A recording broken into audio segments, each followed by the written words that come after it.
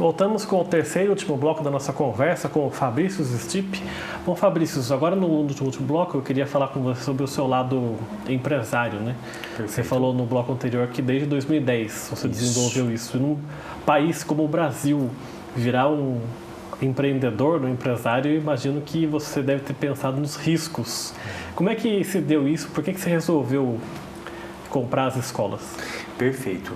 Essa história, acho que vou dar em primeira mão. Te confesso que nunca tinha aberto assim essa história, né? Quando eu estava com 23 anos, né? Nós montamos um cursinho preparatório, um cursinho pré-vestibular. E depois, com 24 anos, apareceu o ângulo para mim. Né? Por que eu falo que apareceu? Porque assim, o ângulo, escola que eu havia me formado, né?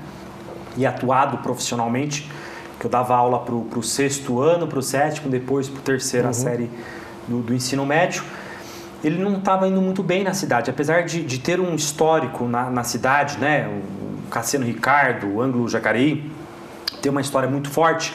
O ângulo estava muito vazio em termos de alunos, né? Acho que a escola como um todo tinha 80 alunos no regular e mais 60 no pré-vestibular. Nos tempos fortes de ângulo, tinha mais de 600 alunos a escola. Então, era antigamente o Carlos e o Heron, os proprietários. O Heron acabou saindo, ficou só o Carlos, né? E o professor Carlos, ele ficou cansado, estava cansado já, né? Quando eu saí do ângulo, acabei montando um concorrente ao ângulo, que foi um cursinho pré-vestibular na época, né? E o Cardão não ficou muito contente comigo, né? Aí eu falei, professor, eu tenho esse interesse e eu quero montar um cursinho. E acabei ficando 1 ano nesse cursinho. E daí, Rodrigo, eu não sou religioso, tá? Não frequento nenhuma religião, tá? Mas eu tive uma conversa com Deus, um momento muito diferente, tá? E nessa mensagem que eu recebi, tá? Andando assim no sol mesmo, não foi em nenhum lugar específico, ele falou assim, vai lá e conversa com o professor Carlos. Mas pensei, por que o professor Carlos acho que não gosta, né, da minha pessoa, enfim. Daí eu falei assim, não, vou conversar, uai. Liguei pro ângulo, falei assim, eu preciso conversar com o professor Carlos. Pode ser amanhã? Não, pode ser 3 horas da tarde. E eu fui conversar com o Carlos. Falei, professor, tudo bem, tudo bem. Não tinha assunto para falar com ele. Aí eu peguei e falei assim, o que o senhor está achando da educação? O que o senhor está achando como que as coisas estão acontecendo? Começamos um assunto, né, aleatório, né? E daí ele falou assim, Fabrício, eu estou muito cansado. Daí eu falei assim, professor, eu estou muito cansado porque eu tenho que pegar carro todo dia. Ele morava em Taubaté. Preciso pegar o carro e eu estou com câncer, eu preciso me cuidar, né? Ele falou assim, por que você não compra a escola? Eu pensei, comprar a escola? Né? Eu pensei assim, quanto que eu tenho na minha conta bancária, né? R$3.000. Tá. Pensou eu, quanto que eu tinha de cartão de crédito para vencer? 1.200. Então tinha R$1.800. E meu carrinho financiado, meu apartamento, minha casa e minha vida. Era isso que eu tinha. Um carro financiado, um apartamento, minha casa e minha vida. E tinha R$1.800 na minha conta bancária. E eu falei, professor, eu quero comprar. Você tem dinheiro? Eu falei, tenho dinheiro. Né? E daí ele falou assim, então, mas eu quero saber os balancetes, quero saber como que a escola tá, enfim. A escola estava maravilhosa, não tinha nenhuma dívida com ninguém, tudo certinho. Girava no positivo, mas pouquinho, né? E daí ele falou assim, como que você vai pagar? Eu falei, bom, vamos começar a discutir, né, os valores e tal. E nós chegamos num acordo, né? Enfim, algumas parcelas. E eu precisava triplicar o faturamento do colégio para conseguir pagar, né? E coisa aconteceu que o faturamento quintuplicou. Então, depois eu acabei recebendo, em 2013 e 2014, foi a escola ângulo do Brasil inteiro que mais cresceu, né, em termos de número de alunos. Então, nós ganhamos o Leão de Ouro, depois um outro Leão de Ouro, que é a máxima premiação, depois novamente em 16 e 17. Então, ao todo, recebi 4 premiações do Sistema Ângulo como escola, 2 em crescimento orgânico e 2 por qualidade e reconhecimento. Né? Então isso foi muito interessante, porque eu estava até então dando aula no Estado, né? Era um professor da rede privada no Ângulo, no Objetivo, também dei aula em Bragança Paulista, enfim. E daí me deparei com esse grande desafio aos 24 anos, né? Não sabia que tinha essa veia de empresário. Eu gostava de articular a parte da liderança, mas eu falei assim, o Júlio Pires, né? O Júlio sempre falava uma frase, falou, Fabrício, na vida todos os espaços estão livres, alguém vai ocupar, né? Então quero inclusive mandar um abraço aqui pro Júlio. E falei assim, quer saber? Esse cargo está em aberto, né? Quando a gente acaba mirando um cargo de coordenação, direção, enfim, não, vou mirar um mantenedor, né? Porque se eu tenho essa possibilidade, se eu acredito que tenho a capacidade, né? Porque ali basicamente todos eram meus professores, né? Ou colegas de trabalho. Né? Então até um choque cultural, porque eu tinha 24 anos, tinha gente que, o professor Jesus tinha 24 anos de ângulo, né? E foi muito engraçado, muito legal e acabou dando muito certo, né? Hoje eu estou à frente de 2 colégios, eu não tenho sócio, eu sou somente eu. Hoje eu estou à frente do Colégio Ângulo Jacareí Borba Gato e do Colégio Alphaville, que fica ali no Jardim Dindinha, é um colégio novo que tem educação infantil, Fundamental 1 e Fundamental 2. Então eu estou à frente desses 2 colégios. E agora eu queria falar sobre 2 aspectos da educação. A pandemia. Eu lembro que eu fui fazer uma reportagem no Ângulo mesmo, quando eu estava começando a querer reabrir e depois não deu certo. Eu queria que você falasse das crianças, dos alunos. O que você sentiu na sua escola como o que mais prejudicou nessa pandemia? Estou falando assim de atenção, sei lá. Eu queria que você falasse um pouco disso. Olha, esse afastamento, né, nós não tivemos opção, Rodrigo. Né, nós precisamos... como grande parte do comércio, prestadores de serviço, enfim, cumprir um rigoroso, né, Plano São Paulo, né?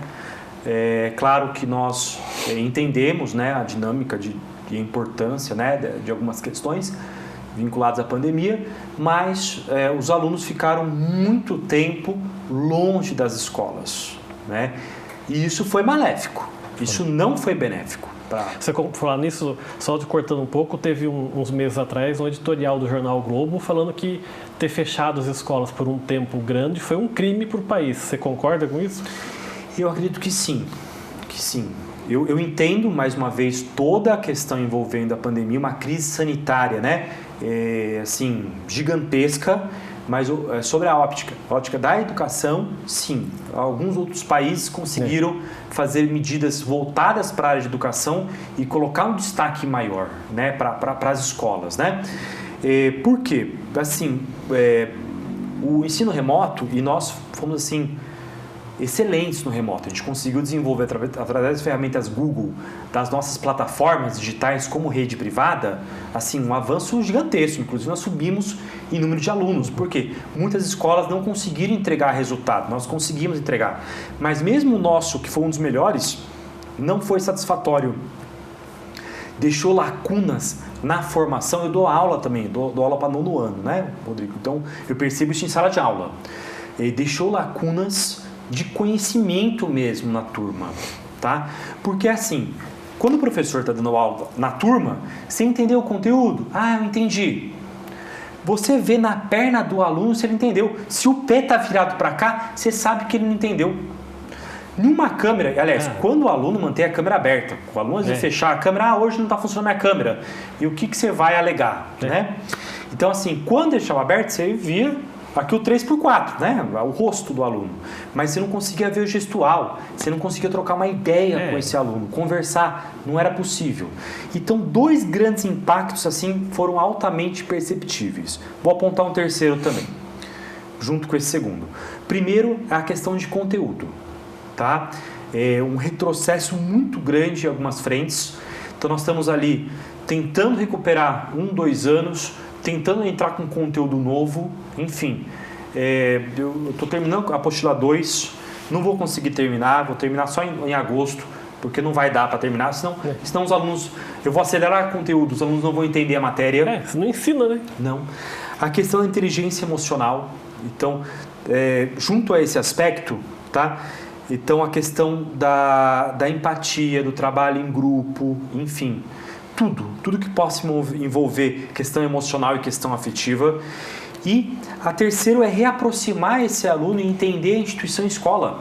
né? Porque ele acha que não precisa mais dessa escola. O espaço não está mais amigável. Ele ficou tanto tempo fora da escola que parece um espaço estranho para ele, né? Acostumou a ficar professor. Em casa. E assim, claro, teve uma pequena parcela, talvez 5%, 6% que a gente poderia observar, que teve avanços até superiores do que nós imaginávamos que iam ter. Mas a grande maioria ficou numa letargia e alguns, sim, tiveram perdas consideráveis residuais. Né? E todos os alunos acabaram sendo aprovados, né? Porque as avaliações, trabalhos, participação, enfim, mas de fato foi altamente prejudicial às crianças. Eu fico imaginando isso em várias escalas, né? Por exemplo, eu fico imaginando universitários de medicina, engenharia que ficaram 2 anos tendo aula por computador, sem aula prática nenhuma. Isso. Que tipo de profissional vai se fazer desse país ou do mundo, que os países também tiveram que fazer isso, daqui na próxima geração, por exemplo? Sim. Que tipo de engenheiros e de médicos, por exemplo, a gente vai ter daqui a 15 anos? Verdade.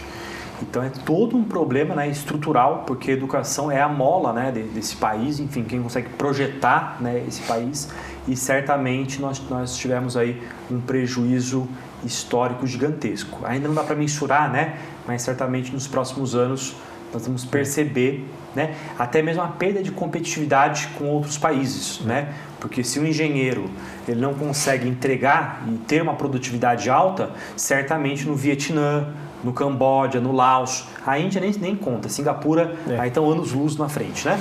A China também. Então, estou comparando um pouco mais, né, com esse universo aí Brasil. O que talvez esse analfabetismo ou essa falta de conhecimento prático, científico, digamos, pode gerar para futuros negócios. Tá? Um outro assunto também que, se de uma certa forma ficou linkado com essa história da pandemia, foi o homeschooling, que os alunos ficaram em casa e muitos pais começaram a pensar, e se eu mesmo formar o meu filho ou, sei lá, fizer a educação para o meu filho em casa? O que você pensa do homeschooling? Que até recentemente foi aprovada uma lei na Câmara sobre isso. Né? Perfeito. Na verdade, nós estamos imersos em uma crise de representatividade na educação e uma crise institucional séria, né? Na verdade, como está apresentado o currículo, as matérias divididas, compartimentadas, fragmentadas e longe da realidade, já está afastando o aluno há tempos da escola. Né? É necessário, urgente, a BNCC traz sim alguns elementos, a Base Nacional Comum Curricular, para alguns avanços, alguns parâmetros curriculares, mas muito longe do ideal. A escola está muito distante, Rodrigo, das pessoas. Né? Pouco se trabalha inteligência emocional. A gente fala tanto do QI, né, do coeficiente intelectual, raciocínio lógico, mas a gente esquece do QE, né, do coeficiente emocional. Então, as escolas, elas precisam trabalhar muito bem essas duas áreas, né? Um artigo em 1999, mas ainda muito contemporâneo, do Daniel Goleman, ele aponta que os 300 CEOs das grandes empresas internacionais, nenhum deles apresentava um QI extraordinário, mas quase todos o QE extraordinário. Então, para esses cargos, né, o quanto importante é esse ensino emocional. As escolas precisam voltar um pouco, né, unir essas fragmentações de matérias e estar mais próximo da comunidade e da realidade, né? O homeschooling, eu acho que vai ter um grande processo pela frente de amadurecimento dessa ideia, né? Acho que pode ter aplicabilidade em alguns casos. O aluno comum e convencional, Rodrigo, precisa da escola, tá? Digamos assim, 95% precisa da escola. Por quê? Porque só aprende se o professor cobrar, estiver ali cobrando, né? A escola, ela não é só conteúdo, é uma aprendizagem para a vida como um todo. Então, ele aprende a lidar com um coleguinha, com outro colega que é diferente, pensa diferente, um outro colega tem uma religião diferente, ele vai... Mas por quê? Como que é a sua religião? Como funciona?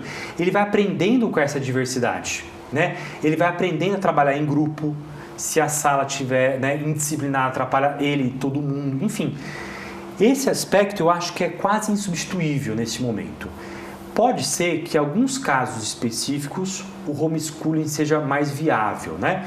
Em alguns países, né, a história do homeschooling já está mais madura. No Brasil ainda acho que falta bastante, Rodrigo, para amadurecer, né? E os pais perceberam na prática que tentar fazer educação em casa é um grande desafio, porque normalmente o pai e a mãe trabalham, normalmente não tem a nossa função, que é pedagogo, né? Vai explicar um macete de um jeito diferente para o aluno, vai atrapalhar o raciocínio crítico numa resolução de um problema analítico, enfim. Então, o pai e a mãe não têm essa trajetória em educação, né? Então, claro, certamente é uma tendência. Acho que nós podemos fazer, em alguns casos, muita metodologia ativa, sala de aula invertida, ensino híbrido, mas a referência escola ainda é indispensável para 100% dos alunos. Mas, talvez com uma pequena parcela, por alguma variável, algum fator, possa ser viável e interessante o homeschooling. Porque muita gente, quando ia defender essa ideia do homeschooling, falava que não queria ter o seu filho exposto numa sala de aula onde o professor, por exemplo, falasse sobre ideologia de gênero. Sim. Que foi um assunto de polêmica no Brasil. Sim. E eu lembro que você, no primeiro bloco você falou do seu professor esquerdista, né, no ensino médio. Isso também, você acha que tem a ver um pouco, a preocupação dos pais sobre isso? Isso. O que nós precisamos é entender assim, hoje nós vivemos muito em bolhas, né? Então, quem tem um pensamento de um certo viés ideológico, fica dentro desse pensamento. Quem tem um pensamento diferente, fica dentro desse pensamento. E a gente acaba querendo ler, né, e saber mais informações para defender o ponto de vista. O que eu acho que é essencial é fazer esses mergulhos. Então, tentar enxergar o outro como uma perspectiva, enfim, um sujeito social, e tentar entender essas questões. Não há uma única verdade ou uma única narrativa. É claro, eu faço uma crítica porque eu venho de uma faculdade de humanas, né, que é a Universidade de São Paulo. Eu acho que, assim, ainda os cursos superiores são muito doutrinários. Uhum. Tá? Dos meus 50 professores da academia, eu diria que 47, 48 tinham, sim, um viés para determinada linha política, digamos, né? Eu acho que isso precisa ser rompido, precisa ser repensado, até porque os professores ingressantes me parece que também seguem essa mesma linha. Isso acaba virando um problema, né? É importante, o professor ele pode ter um partido político, uma preferência, sim, mas não carregar isso para a sala de aula, né? A sala de aula ele não tem que demonstrar a paixão dele por determinado partido ou viés ideológico. Ninguém consegue ser neutro, nem nós, né? Nem jornalistas, nem nós professores, ninguém consegue ser neutro, né? Nós temos sim uma certa inclinação, a gente aprecia e gosta mais de uma certa linha, né? Mas dentro de sala de aula, eu particularmente sou contrário, né, à doutrinação, a questão ideológica. Eu acho que o professor ele tem que tentar não ser neutro, né? Apresenta diferentes pontos de vistas, né? Então, a esquerda peca muito nisso, Rodrigo. Eu tive contato muito com o PSTU, na faculdade com o PSTU muito, o PSOL um pouco, estava nascendo o PSOL. Eu acho que eles se fecham muito no que eles acreditam e eles parece que não abrem mais nenhuma perspectiva. Eles são muito sectários. Parece que um fala, todos têm que falar igualzinho a cartilha, né? Isso me incomoda muito. Eu acho que as pessoas precisam sim, né? O pessoal ficou perdido, Putin. Tanto a esquerda quanto a direita. Né? O pessoal da esquerda criticando o Putin, mas a maior parte elogiando, enfim.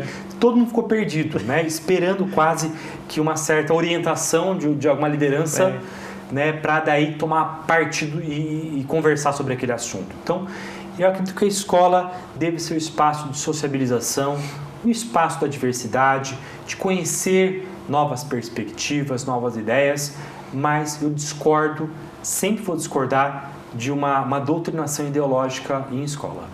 Tá certo, eu quero agradecer muito a sua presença aqui, muito obrigado por vir contar um pouquinho da sua trajetória pra gente, por ter aceitado o convite para essa gravação. Imagina, Rodrigo, eu que agradeço, muito obrigado às pessoas aí que estão assistindo também, e estamos sempre à disposição, precisando, estaremos sempre de pé em a ordem. Tá certo, eu queria agradecer a sua entrevista, o Gente em Destaque fica por aqui, a gente volta numa próxima oportunidade, até lá.